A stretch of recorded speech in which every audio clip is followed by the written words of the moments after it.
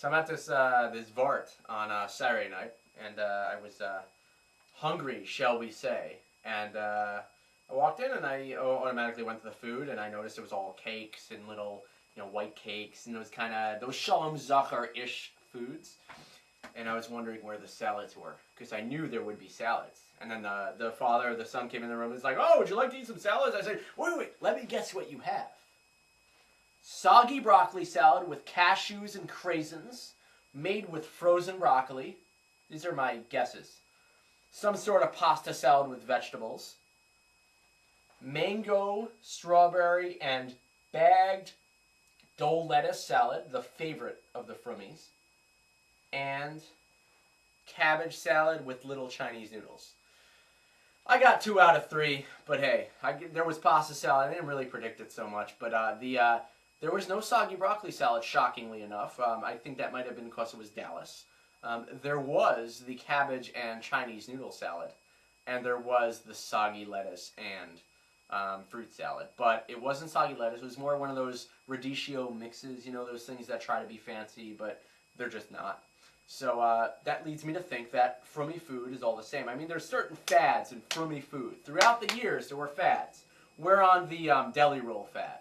Deli roll has just entered Frum society, and it won't give up. There's deli roll with turkey, with pastrami, with the cheap Empire meats, with crushed meat, with potatoes, sauerkraut. There's deli roll coming out of everywhere. Frum culture is hooked on the deli roll. Several years ago, you might recall, Frummies loved salmon and dill sauce. They had this pickled salmon with dill sauce in a little carved out cucumber at every single wedding you went to. You couldn't escape the salmon and dill sauce. To the point where my father was ranting and raving lunacy about salmon and dill sauce. How he hated it so much, and I think it was just an anti-conformist kind of thing. He was just kind of going against the whole Frum culture, telling him what to eat. We can't forget Moscato d'Asti in the blue bottle. If you bring Moscato d'Asti in another bottle, it's not cool. You bring in the blue bottle, all of a sudden the women are, reading you shidduchim, and there's a whole thing. You bring it the Rashi, you bring the, any other brand. It's just Alfasi. It's just not as cool. The blue bottle, they really did it good. So good was their marketing that now Rashi makes it in a green bottle, and now the green bottle is like sort of cool, but it's not really cool. There's a lot of fads in Frummie fare, and just like, I feel like you can judge Frummies and modern people. There's certain things that Frummies will serve, modern people will serve, and they won't mix, like bok choy. Are you going to end up, you'll never see bok choy in a Frummie house. I think because you probably have to check it for bugs, and we modern people aren't as machmir on that, because we don't really do the whole, we don't really believe that when we get up there, they're going to say, it was way worse to eat a broccoli floret with bugs than it was to eat a ham sandwich. And I heard that's pretty true, because there's 6 lavim when you eat bugs, but there's only 2 when you eat treif.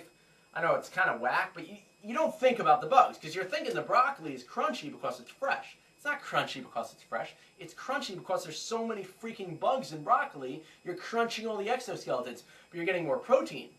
And if you're staying healthy, so you can learn better and daven better, maybe it's better. It's good kasha, isn't it? Maybe I'll ask a shayla. Maybe I'll ask a question. I'm more of the modern type. Maybe I can ask questions. I don't know. Do modern people ask shaylas? I need to ask my Rav a shayla. And it's such a clutch kasha. I don't know if that actually happens. But back to Frummie and modern food. Frummies, oily kugel. Modern people, they don't put any oil in their kugel. It's like dry. They don't even know how to make kugel. Kugel's like that after thing that they buy from like Super Sol in the little packaging, in the little tin foil. They don't really make kugel. You ever notice that like Frummies don't let their wives make cholent? The man has to make the cholent. It's always made by the man. The modern cultures, you'd think modern Orthodoxy, more liberal, more feminist, the woman wouldn't cook as much, but the woman's always cooking. Or they have help to cook.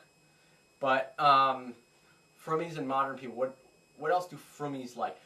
The mango and strawberry salad, mango, strawberry, and lettuce with little almond slivers, sometimes sugared, sometimes not. They love that stuff.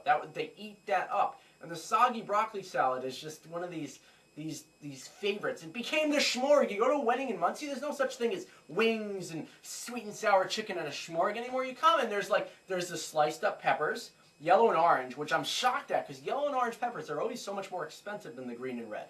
But somehow they wound up at Frummie events sliced with, guess the dressing. What's the dressing?